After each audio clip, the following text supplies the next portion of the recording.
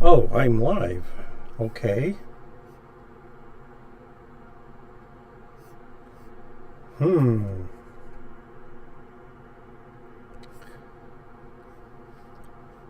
Well, that was a little bit of a surprise. So I am using OBS here, and it's got all this smart stuff in it, and I guess it just decided it would start for me. How nice of them. So, give me a moment to get organized. That was not intentional, but here I am.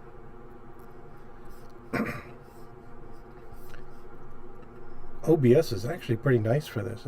It took care of all the background stuff for me, so I guess I can't complain about that. Yes, but I was going to make tea, so give me a minute here.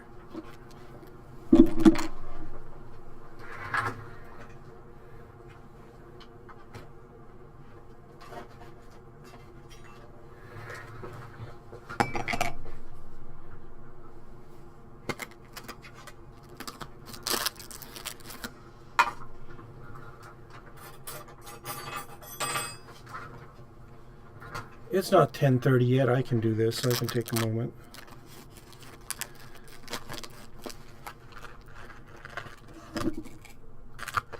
I can make a mess. Oh. No, that's not enough tea for me. I like my tea strong. I am flinging tea all over the place. Okay. Anyway, there is a weird cartoon character behind a black cube. I don't know. I don't know what that means. What weird cartoon character?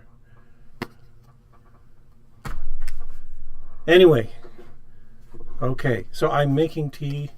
One of the perks of being a college professor is I have Chinese students, and Chinese students are very polite and well-mannered, and that means that when they take a class from you, they always give you a present at the end. So here I got mystery tea. I don't know what kind this is. It's all in Chinese. You'll have to translate for me. Anyway, it says Ji Hu Long Jing, whatever that means. I will find out.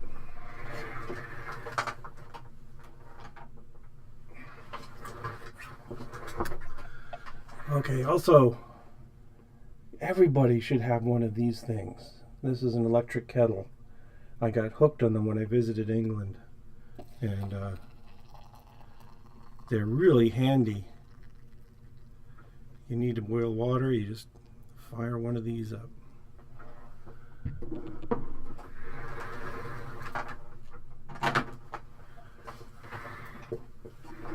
Okay, I'm going to let that steep for 3 or 4 minutes. Chinese tea always looks different than the stuff we get here.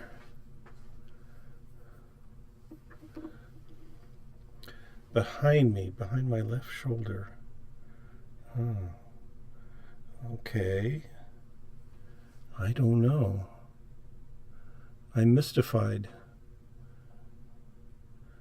Maybe there's something going out over the broadcast waves that I don't know about. We'll see. Okay, I hope this comes out strong. I don't like lumpy tea. Didn't help that I kind of flung tea leaves all over the place here while I was making it, but okay.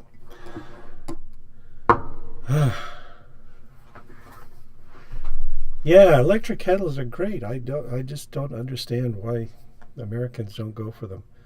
I think they're more useful for making tea, though, so maybe that's part of it. It's behind me on my desk. Now you've got me scared. What could it possibly be? I don't know. We'll figure it out in a bit. Anyway, so tell me, is sound coming through okay? The video okay? All that kind of good stuff? Because I am winging it here. I just kind of threw things together to make it happen. So, uh, I'll just start babbling, I guess. That's my job. Is I'm a babbler. I get paid for this. So, here's the deal. My teaching schedule is pretty hectic this semester. This is my difficult semester. So, those of you in the know that there's a standard teaching load that's given to faculty. Um, Here at UMM, the standard teaching load is a 3-2 load. That means basically equivalent to 3 courses in one semester and 2 in the next. And I'm in the 3-course semester. Yeah, so that means that this semester I am teaching our introductory biology course, which is fundamentals of genetics, evolution, and development. And because I'm an idiot, I'm completely revising it. Yeah, so that's adding extra work. And then I teach cell biology.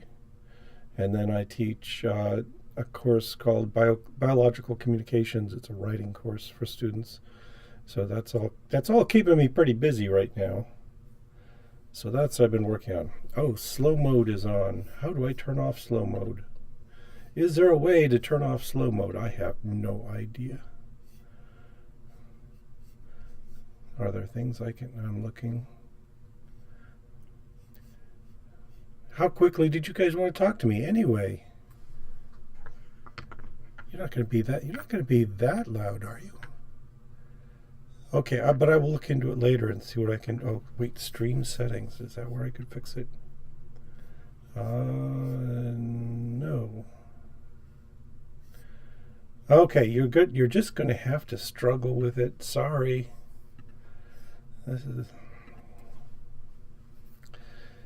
Yes, I've been so neglectful of my YouTube channel this semester because I've just been so busy with everything else. In fact, just this morning, YouTube sent me an email that said, "We're not paying you right now because you're making so little money for our advertisers." Oh well. So we'll cope. Yeah, I'll try to get back into it and start raising cash for myself. And YouTube, of course. Most of the profit goes to YouTube, I'm sure. So anyway, what am I doing? So as I mentioned, I'm teaching these 3 courses right now. The big one is cell biology because I have to talk about some fairly esoteric and complex stuff, which is kind of, it takes a lot of background research to keep up with it. So, for example, this past couple of weeks, what we've been talking about is cancer biology in a cell biology course, because we're working through the regulation of cell division. That's the perspective we're taking. Is this is a cell biology course. We want to know how do cells regulate their rates of cell division, and so we're going through all the details of that. And cancer is a natural subject when you're talking about that, because cancer is all about screwing up the regulation of cell division. So, yeah. So, for instance, lately I've been talking about, P53 is an example of a protein that's important in regulating cell division. You may have heard of P53 about 20 years ago. No, it was more like 30 years ago. Oh my gosh, I am so old. So something like 30 years ago, the P53 was the it molecule where they said, "Oh, this is going to let us cure cancer." And yeah, it didn't turn out so useful. I mean, it's still an interesting molecule. It's a molecule that is constantly being expressed in your cells and then immediately being ubiquitinated and thrown away, and the proteases chew it up. So that's kind of interesting. And then on top of that, when this protein is made, it is responsive to a lot of sensory information from the cell, like, is cell division going swimmingly? Did cell DNA replication go on just fine? Are we hypoxic? Are we starving for nucleotides? Things like that. And if that's the case, P53 does a whole bunch of things. It's a regulatory protein, so it binds to DNA, and it turns on proteins that shut down cell division instantly. So that's a good thing. If you're starving for nucleotides and you're starving for amino acids and you're hypoxic, yeah, you don't want to waste time replicating. So they shut that all down. Yeah, it also has some anti-angiogenic effects. So anyway, it's doing a whole bunch of things, and it's also activating apoptotic pathways. So that's been the subject we've been talking about. And I hope I haven't lost the students, because I tend to get a little enthusiastic about that stuff, because it's pretty cool. All kinds of cool things going on in the cells. What question? What do you think of anti-angiogenic diet for starving cancer? Oh, no, I don't. Yeah, anti-angiogenic treatments were a fad a number of years ago for cancer. They were using drugs to treat it, not just diet. And it didn't pan out. Like most of these things, because they're real legitimate effects. These are drugs that can actually affect angiogenesis, for instance. But cancer is evil, and cancer has a whole bunch of different strategies, and it just works around them all. So they might be kind of helpful in treatment of cancer, but they haven't been a magic bullet. Let's put it that way. I am looking at my tea, and my tea is looking pretty weak. I don't know. We'll see. We'll try it. We'll see. Maybe I'll let it steep a little longer. Okay. So yeah, I'm very, very skeptical of a lot of dietary treatments for cancer. I don't think they're enough. Cells are pretty flexible, powerful things, and they can work around anything you try to do to them.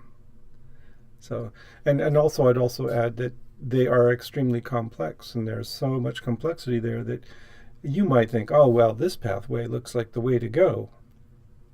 But then what you find is that there's a dozen other pathways that parallel it or kind of go off in other directions. And knocking out one pathway doesn't save you. So, yeah, cancer is pretty bad stuff.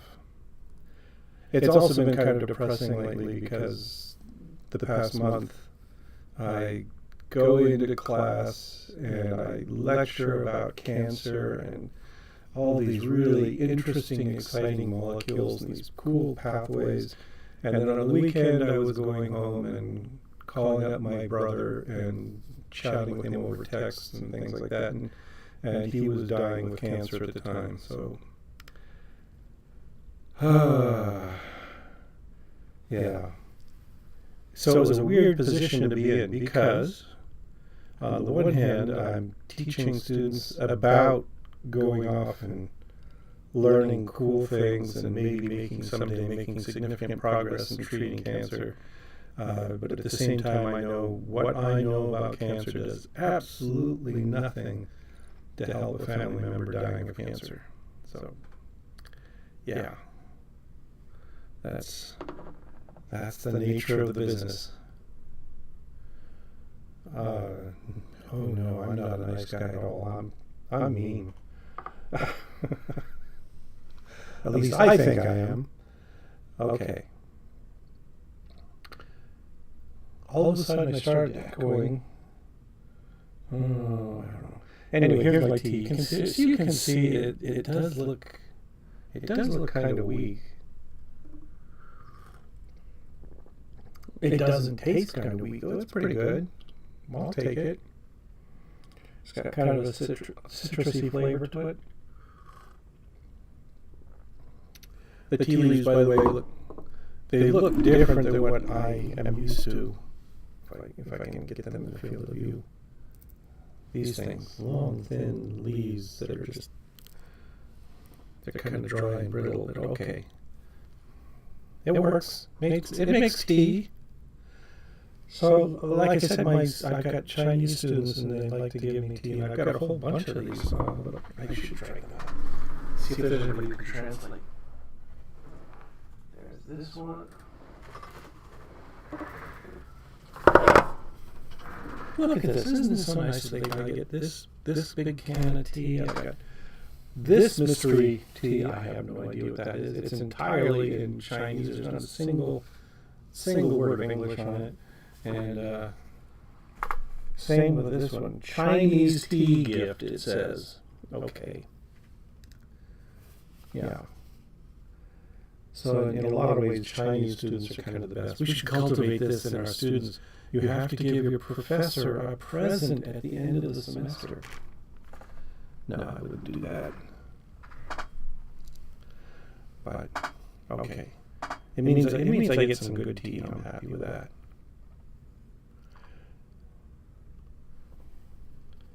Oh, which one? Okay, we got a comment here. That tea looks like bitter tea, okay. Maybe a white tea. Yes, I think that is probably. I think it probably is a white tea, as you can tell from the color here. It's pretty pale, but it's still nice. I could enjoy this.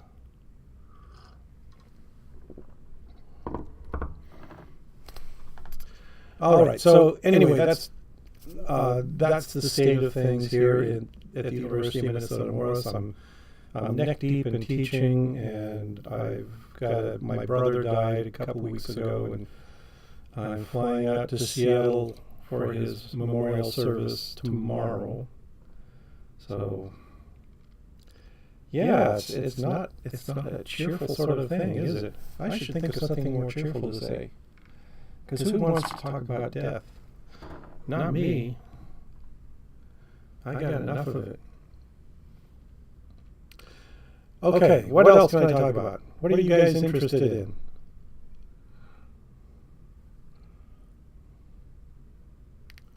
So, as you might notice, this is my office at work, and it's crammed full of books.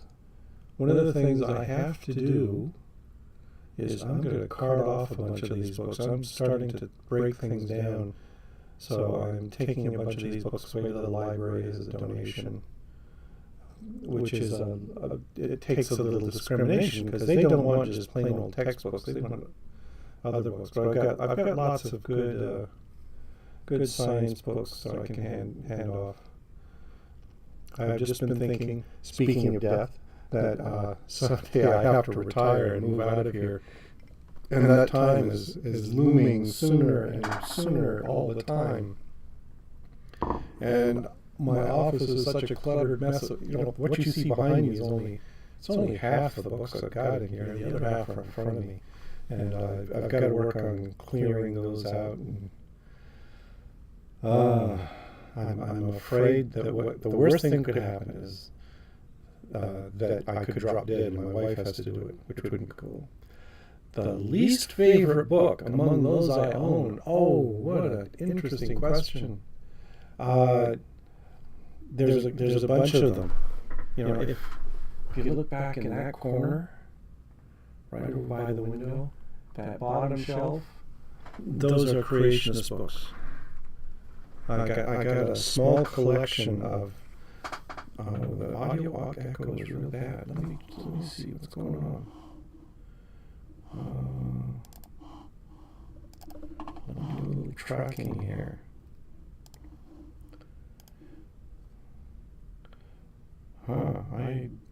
I do not know. Let me try something. I'm going to try something a little radical here. I am going to kill something.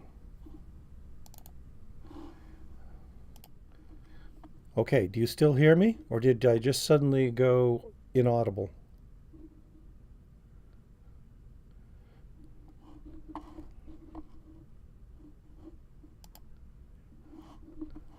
Okay. Somebody says, hey. Can you still hear me?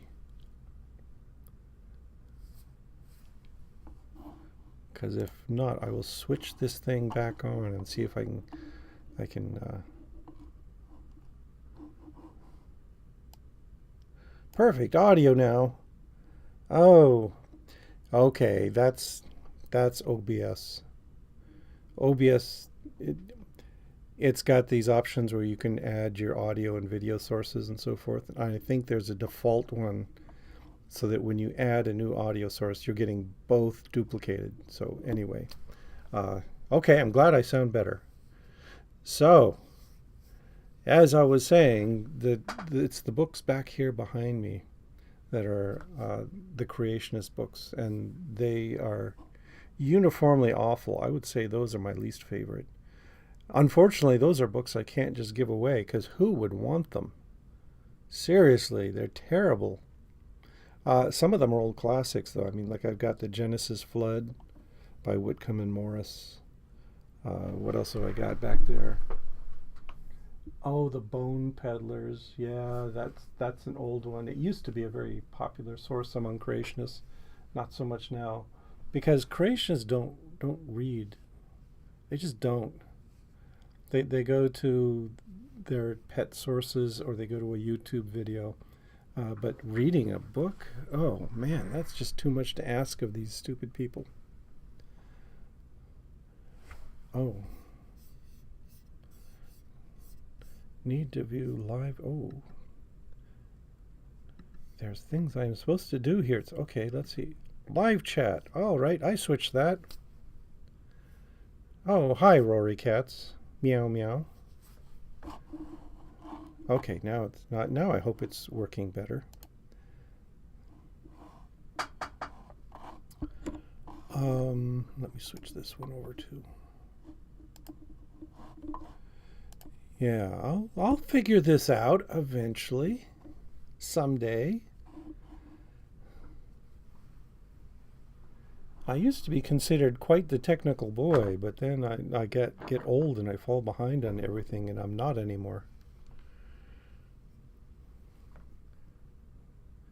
Yeah, Pinworm, you're right. They read as far as the quote line takes them. That's it. It's really easy to fool a creationist. You just quote a little tiny piece of something and don't bother to include the concluding bit that explains it all. I need an office cat. Oh, I don't know about that. I don't know if that would be good for... Yeah, because you're catching me in my office. Most days I spend over half my time in my lab, which is down the hall. And I guess I could have a lab cat. Oh, wait. Lab cats eat spiders. No lab cats. That doesn't work.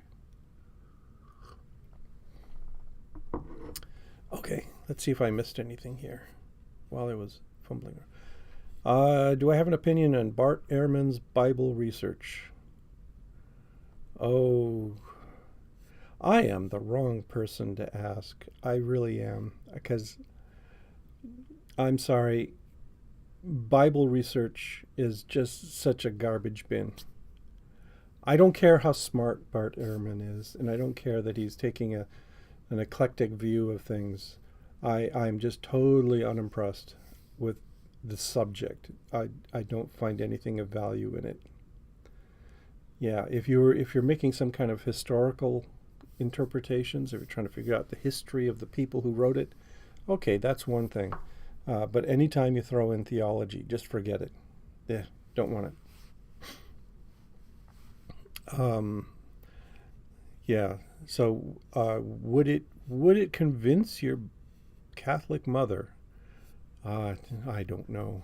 I don't. Yeah, I'm of the mindset that what you ought to do is hand them, for instance, Sean Carroll's "Endless Forms the Most Beautiful." that's what ought to convince anyone, right? Just look at the science. Forget about interpreting the Bible. Yeah, Soyborn, sorry if your cat is peeing on your clothes. Our current cat is actually pretty good about not doing that. She instead pukes on everything. So, yeah. Not going to get into it. What was my last or least favorite? Your last Halloween costume. Oh, that would have been a childhood thing. Yeah, I don't know. I can't remember.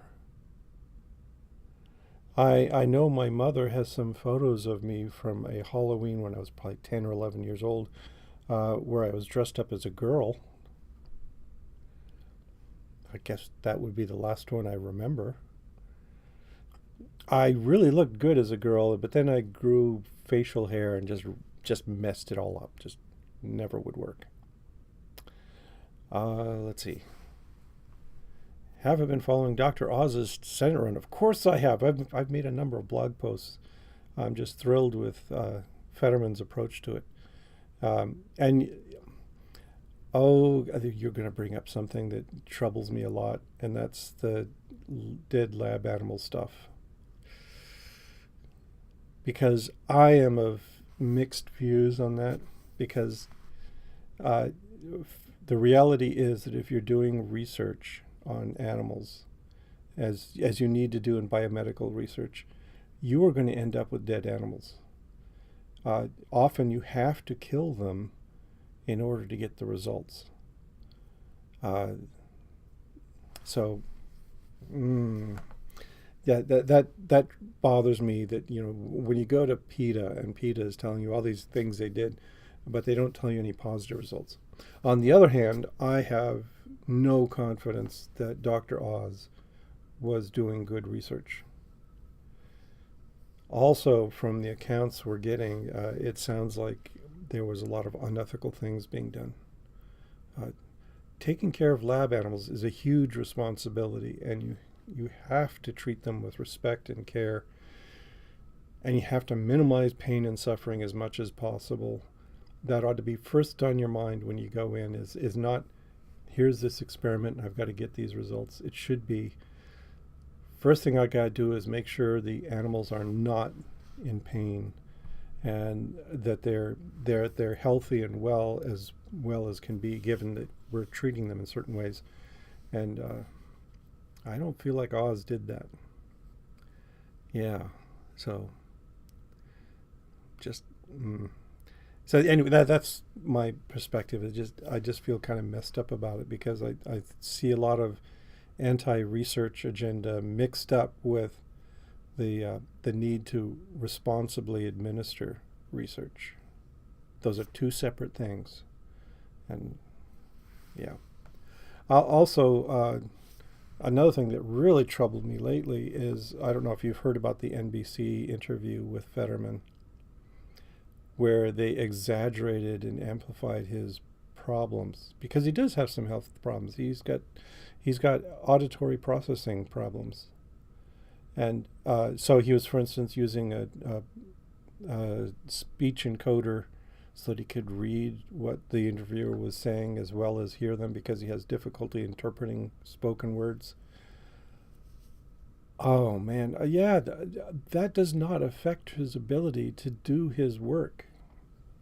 But the NBC report just blew it up and made it sound like, oh, he's terrible. He's a cripple. He can hardly hear, like being deaf or something, or having auditory processing difficulties is a terrible, terrible thing that should disqualify you for office. Yeah, my wife has hearing problems. She's got a genetic trait, and she's slowly losing her hearing, and in a few years I expect she's going to be totally deaf. So the word I hear a lot around the house is "huh," and requests to repeat with a louder voice. And she's a smart person. My wife would be a better senator than Dr. Oz, so that's really weird. And it was just kind of unfortunate. I think NBC basically took out a hit piece against all people with hearing problems, and that was terrible. So, yeah. Let's see, what else are people saying here? Any more Darth Dawkins encounter? No, well, I'm not having anything to do with that jerk. Yeah, those who don't know, there's a creationist named who calls himself Darth Dawkins, and he's horrible. He's just a loud, shrieking insult machine, and he's got no arguments. So no, I'm not going to engage with him. He once tried to engage with me, and I just laughed him off. Uh, let's see. Am I on Clubhouse? No, I've never heard of Clubhouse. No idea what it is. What's the advantage to Clubhouse? Uh, I tried checking into Nextdoor. Oh, that was a mistake. No, never get on Nextdoor. You discover all the ignorant bigots who live in your neighborhood. So that wasn't cool. Um, and I haven't looked into Clubhouse. Uh, who knows? I might have to if Elon Musk gets his way with Twitter. I may have to leave Twitter. Oh, your wife has a hearing issue she refuses to acknowledge. It's very frustrating. I'm sure it's even more frustrating for her. So, um, yeah, no, my wife is a very smart person, and when she started having these problems, she went in to get diagnosed, and yeah, she got checked out. She got hearing aids. She's been very conscientious and transparent about the problem, and I think that's where you got to be. That's how I would hope I would react if I started having hearing or vision problems. So, yeah.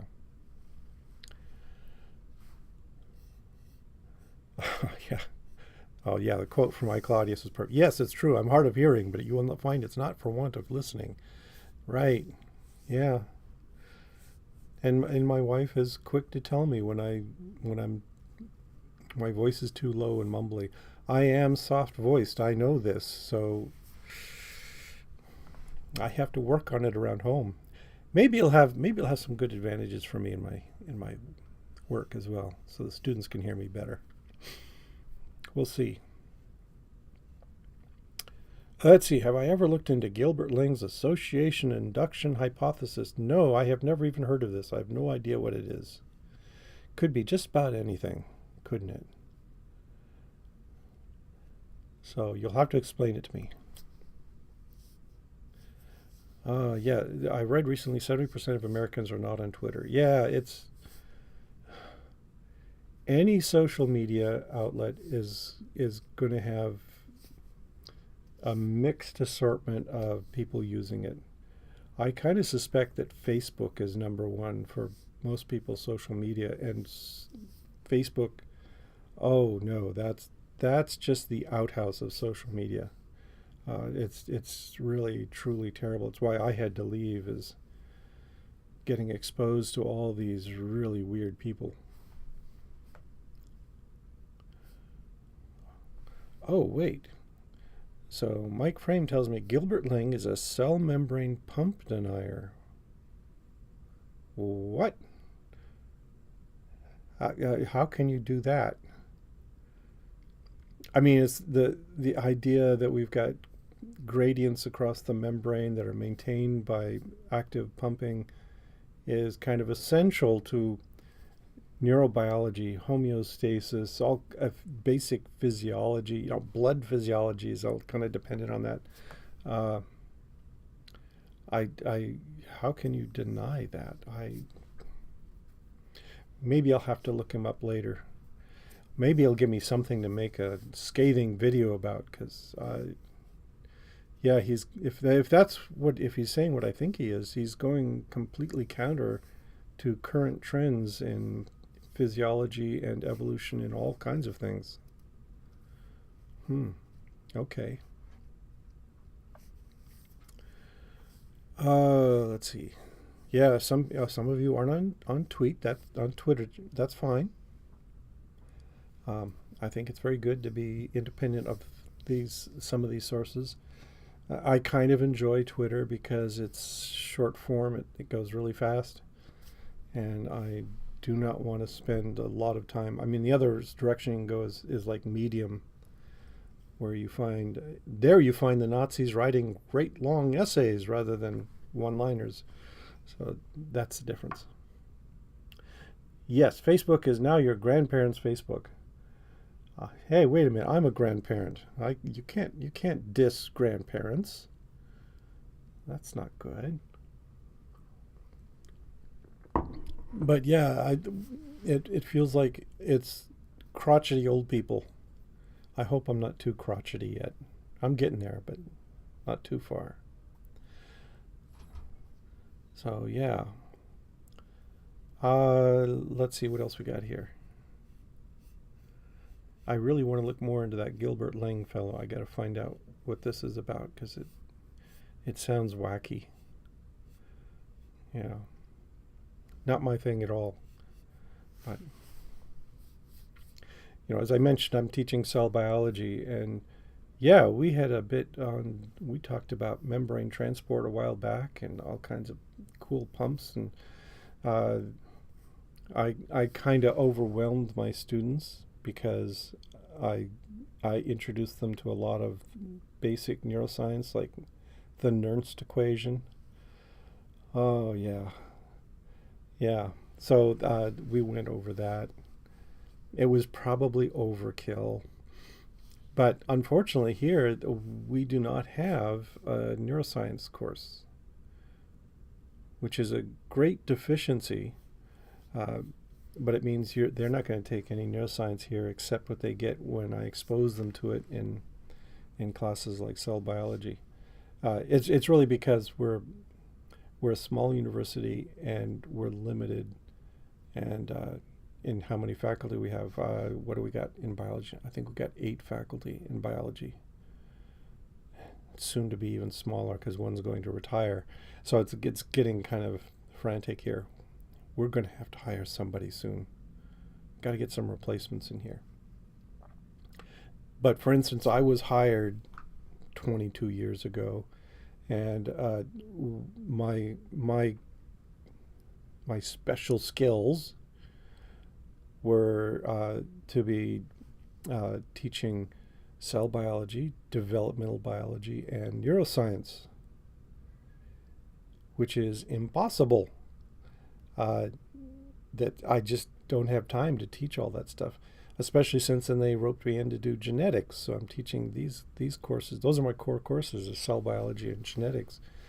And when I have time to teach an elective, I'm going to be teaching developmental biology, which I'm hoping will be next year.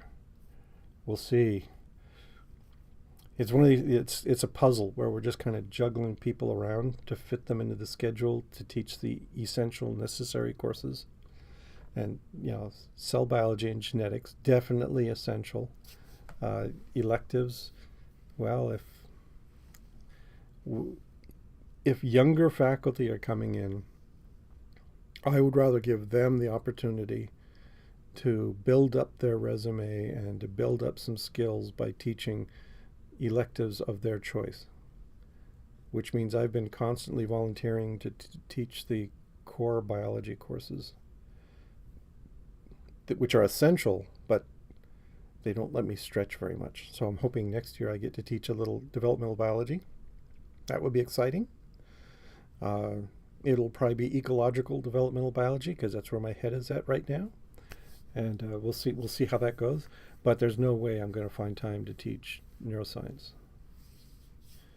Last year I had one student who was so desperate from neuroscience for more neuroscience, because that's what she wanted to do as a career, that I actually took her on as a special student, and we had a sort of an independent study course to do that. Oh, Mike Frame tells me, okay, this is sounding kind of interesting. Gilbert Ling's wacky ideas were supposedly used for developing MRI technology. Okay. And he's influenced a bunch of cranks. Oh. Okay, you've just triggered me. I'm going to have to go looking into this guy. Darn. When I get a little time. As I mentioned, I'm flying away tomorrow to Washington State, and I'm going to be doing family things for a couple days. But yeah, when I get back, or when I'm sitting there bored at my mother's house, maybe I'll start searching for some of this stuff. Yeah. A good crank makes for a good chew toy. So we'll see. And he sounds like one.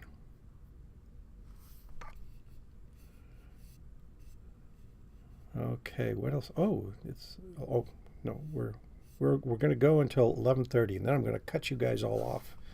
So come up with more questions if you want. I will be trying to do this fairly regularly because, as I mentioned in the YouTube blurb, that I was looking at my calendar, and my calendar is a horror. It's just nonstop everything, and I just noticed that there's a gap on Thursdays, one little gap, and so I can't just take a nap. That would be unforgivable. So, um, so maybe I'll do this again next week. We'll see.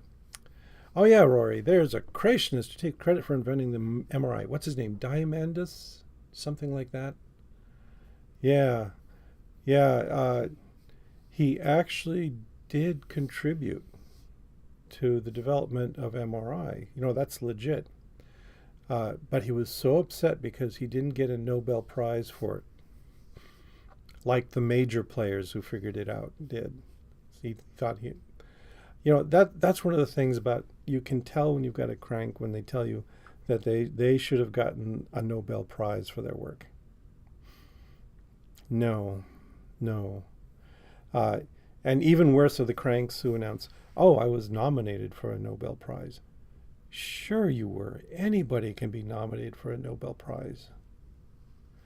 If I knew somebody on the Nobel Committee and I was really nice to them and got them a nice bottle of whiskey or something, maybe they would nominate me just as a token, knowing that there was no chance I could win it, that I wouldn't get deeper into the Nobel Committee. And it's the same with that. Also, of course, the Nobel is a deeply flawed prize, right? There's no there's nothing in the Nobel Prize categories for something like developmental biology. Yeah, it's just completely neglected in there. And so when a couple of developmental biologists were awarded this, like Christina Nusslein-Volhard and Ed Lewis and Eric Wieschaus got the Nobel for their work in developmental biology. It was an award for the Nobel Prize for Physiology and Medicine. It's just stretching everything around. Yeah. Yes, and Trump has done nothing to have earned a Nobel Prize. Yeah. Didn't Obama win a Peace Prize or something? I don't think he deserved it either. Yeah, it's this thing where the popular guys get all the popular awards, right? Even if they haven't really earned them. And that's the case there. Generally, the Nobel is pretty good on that, but sometimes, like the Peace Prize, and I don't know if I believe in the Economics Prize, but okay. And more often than not, what the Nobel does is neglect people who deserved it.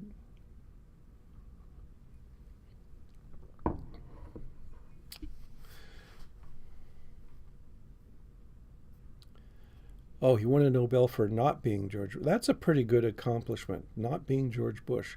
In that case, of course, I should have my own Nobel Prize. Where is it? Where's Rory Katz's Nobel Prize? Because, yeah.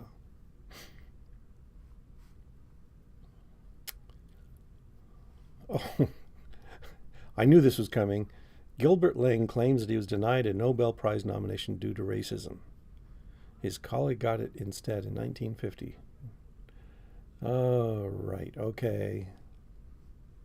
Sure. Yeah. Yeah. Anytime anyone tells you that they deserved a Nobel Prize for their work, just laugh at them. It's really silly. Oh no, no, no. Uh, so Penworm suggests I'd be good on modern day debates. No, I despise modern day debates. I can't stand James. I think he's a leech. He exhibits no discrimination in who he brings on. He would happily bring on Nazis. I think he has brought in a few Nazis to do debates. And no, no, you'll never catch me on there. Not gonna. Can't stand it. I really dislike debates in general. If I would like all the debate channels on YouTube to go away, just because they're noisemakers, and instead have some nice conversations about science. It's so much better when you do that. For example, Gutsick Gibbon, Erica. She does some really good stuff, and it's not in the form of a debate. It's her talking about her current field of research, and I find that immensely more satisfying than having her waste her time talking with whoever. Yeah. So, nope. Sorry. Now if somebody were to invite me into a conversation about science, and it was somebody else who was into science and had different perspectives on things, that would be entirely different. I would enjoy that. That would be a good use of everybody's time, and everybody watching would come away learning something. The thing is, when you watch a debate, nobody learns anything. Nobody learns anything new. I look at the comment section for modern day debate, and it's an atrocity. It's people saying either, "Oh, I agree with that creationist," or "No, I agree with that evolutionist." That's not very interesting. That you get so many people who have suspended critical thinking altogether to root for their team, and that's bad. Okay, so you say Clubhouse is what? Clubhouse has this kind of just discussion instead of debate. If that's the case, maybe I will take a look into it. We'll see.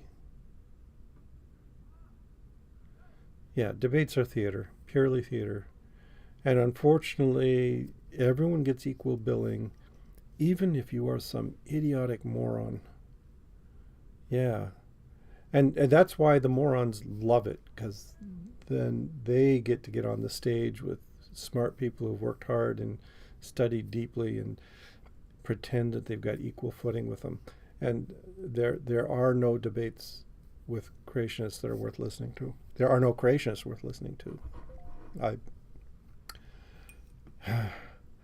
This feels like sort of a betrayal of the early part of my career, because I got started in these kinds of science communication things because I was so offended at these creationists who were invading my classrooms, by proxy, and I felt like I have to provide a rebuttal to this stuff. I need to work on this stuff, and I have my little collection of books back here. I actually studied what the creationists were saying pretty seriously, and I don't want to do that anymore. There's so much good science out there. Reading that stuff is just dismaying. It's like, how can for instance, the Genesis flood, that book from 1961 by Whitcomb and Morris. This is two people who know nothing at all about science making the argument that all of geology is explained by events in the Bible. Okay? From that description alone, you ought to say, no, that's garbage. But it was an extremely influential and popular book. and that's just kind of depressing. I don't want to be involved in that kind of stuff anymore. So some creationist debunking, I'll do that, but I won't do it by giving them a platform. I'd rather be doing more science.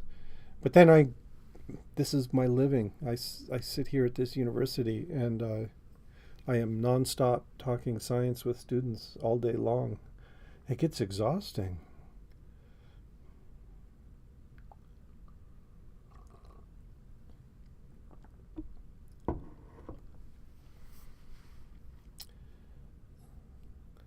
Oh, Rory Katz, are you threatening soyborn with cat urine? Is that the intent of that comment? I should block you, right, for that. No. Okay, let's see, what else can I talk about? Like I said, I'm going away to Washington State tomorrow, and a lot of it is going to be kind of depressing and sad because it's a funeral. But the other nice thing is this weekend. Well, oh wait, it's today. Today is my granddaughter's birthday. She's turning 4, so we've got to call her and talk to her for a bit. My wife is going to go to her place while I'm away, and was bringing her a nice present. And I'm not telling you what it is, because you would tell her, wouldn't you? You'd spoil the surprise. Anyway, so that's my granddaughter. Then I am going to be spending tomorrow night with my son, Conlon, Major Conlon Myers of the U.S. Army, in Lacey, Washington. And there I get to play around with Canute, my grandson, who is 4.5. She's a little over 4. And he's also 10 feet tall, so he's grown very, very fast. So I'm going to find out about that. Maybe I shouldn't wrestle around with him because he'll beat me. So there's that, and then I'm going to be seeing my mother and my sisters and my surviving brother. Keep surviving, Mike, okay? Like I'm running out of brothers. So that's some good things to look forward to for the weekend.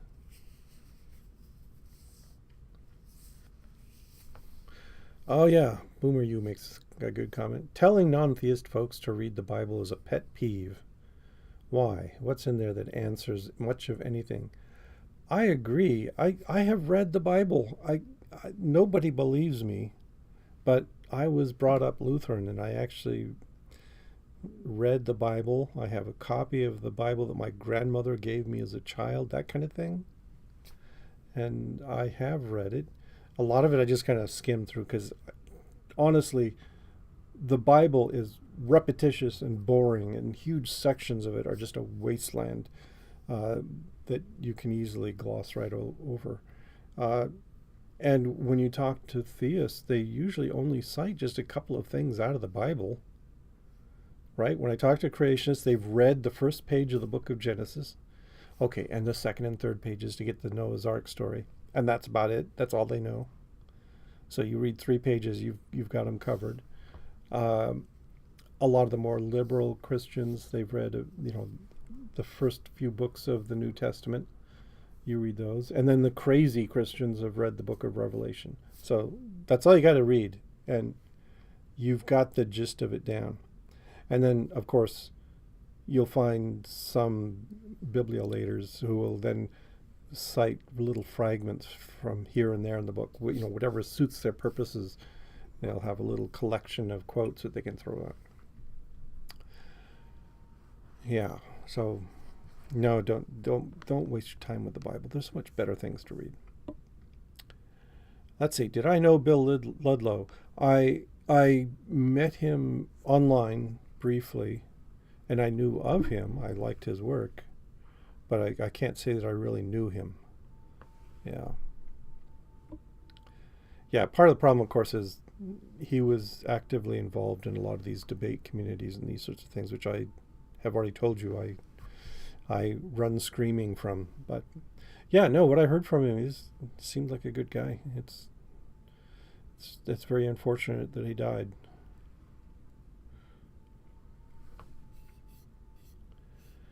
Yeah, all these people dying. What? You're trying to make me even more depressed? Come on.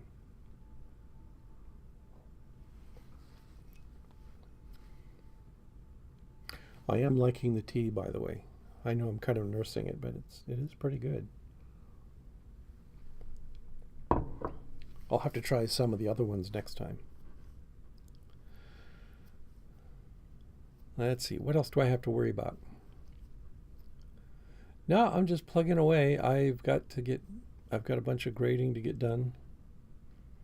Uh, but next week is so this weekend is a 4-day weekend, and that means also labs for the week after, for the following week days in the week are canceled. So I'm going to have some room in here. Oh, Mike Frame, you keep asking me about these wacky theories. Where do I stand on multiverse theories like those of David Deutsch? Okay, I will leave those to the physicists. Okay, uh, multiverse theories don't really impinge on biology in any way that I can think of. That's my focus is biology and evolution and things like that. So no, I've read some stuff. You know, I've read Sean Carroll's books. They're good. Uh, it's these are extremely theoretical, abstract ideas, as far as I'm concerned. And you know, maybe there'll be some pragmatic developments out of them, but we'll see. Rick and Morty have the best multiverses if you're shopping for them. I am not, because yeah, I enjoy watching Rick and Morty, but I think so many people don't realize that Rick is a bad guy. He's a horrible person. He's not a role model. Um, so I guess I have a slightly different perspective there. And yeah, it does. He does kind of represent an attitude that I sometimes get from the multiverse proponents. That is that anything goes because you'll just there's just another multiverse where it works out okay. Yeah, it's fine if America goes Nazi because there's a multiverse where he doesn't. Uh, okay, Schrodinger's cat. Does that impinge on biology? How does Schrodinger's cat impinge on biology? Tell me that, because I don't see it. I really don't. Yeah, I will lock my cat in a box, and I can pretend that he's alive and dead at the same time. But all that really matters is pretty soon she will start squalling for her dinner. So, what are my thoughts on young atheists? What young atheists? Got to be specific there. Atheists are a messy and very diverse group of people, including a lot of people who are absolutely evil. And there are young atheists and old atheists. And they've all got a mix of people. I don't know. I'd like to see more ethical, humane sorts of young atheists. I hope they're coming up. But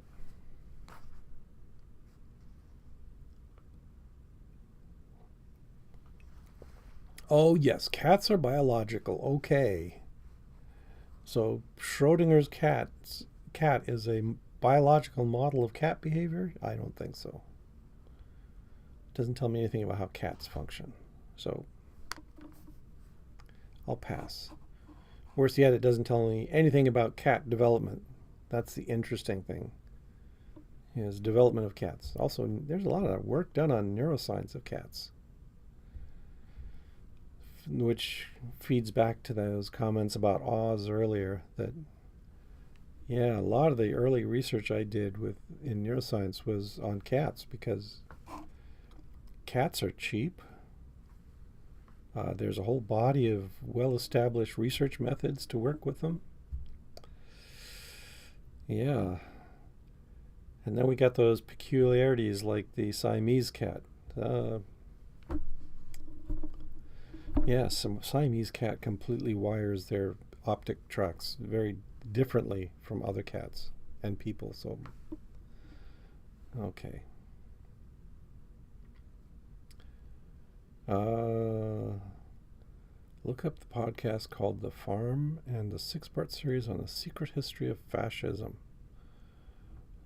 Oh, do we need to get into the secret history of fascism? The public history of fascism is pretty deplorable.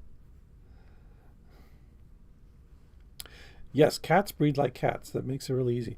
And this is the other terrible thing that PETA ought to be looking into instead of the wasting their time as they do. Is one of the other reasons people work on cats is they're just coming out our ears. Yeah, they're you go down to your local humane society and they're just cats spilling out everywhere, and so that's the real tragedy there. That cats are so prolific and they just uh yeah yeah. A while back, our local humane society had to clear out a hoarder's house. Dead cats everywhere.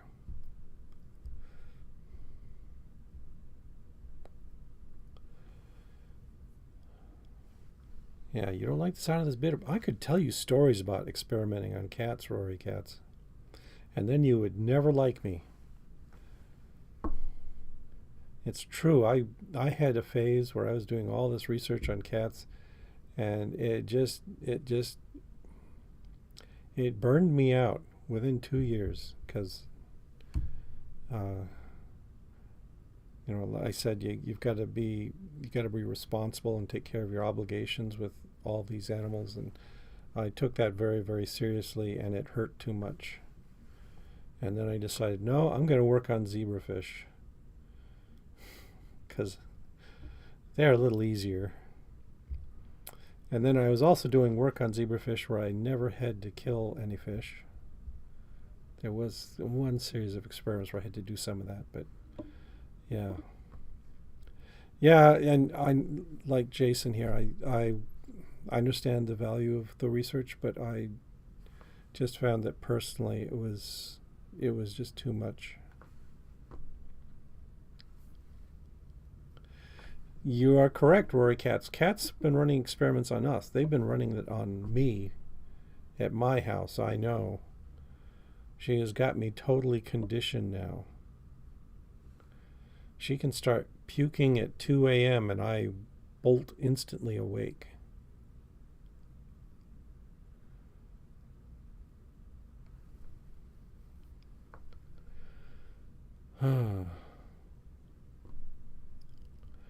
Oh yeah,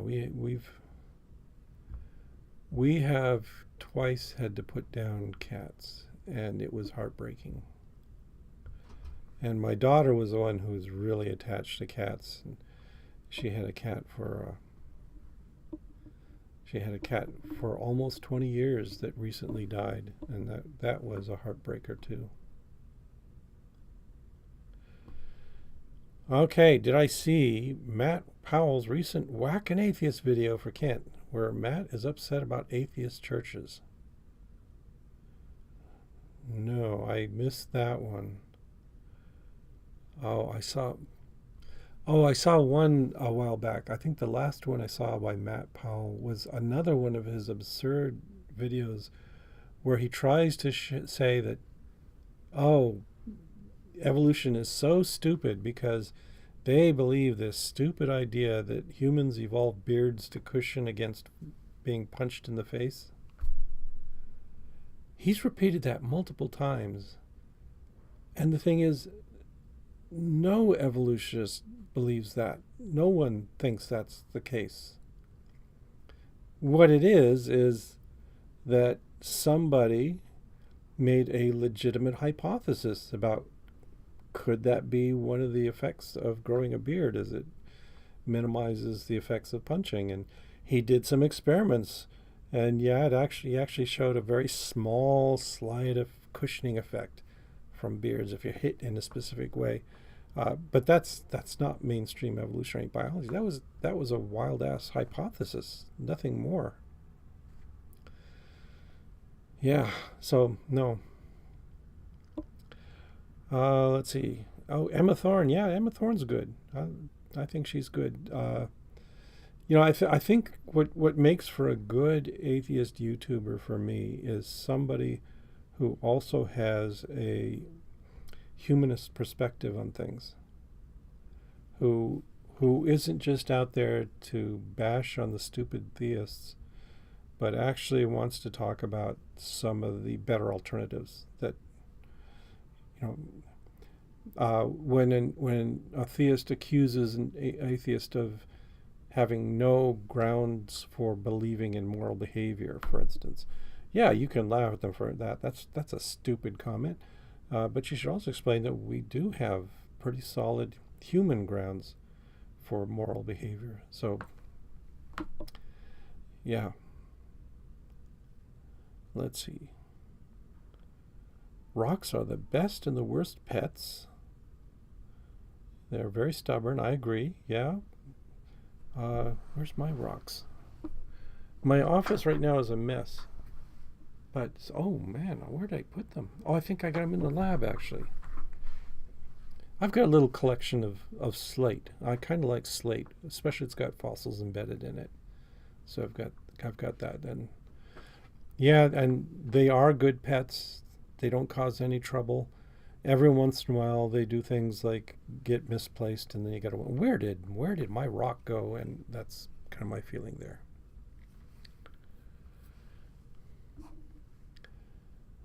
Okay, it is 11:30. I should probably wrap this up. Yeah, Powell is terrible. He's not even very good at his job. I mean, he knows about 3 facts about evolution that are wrong, and that's all he talks about. Makes him a very boring creationist to deal with.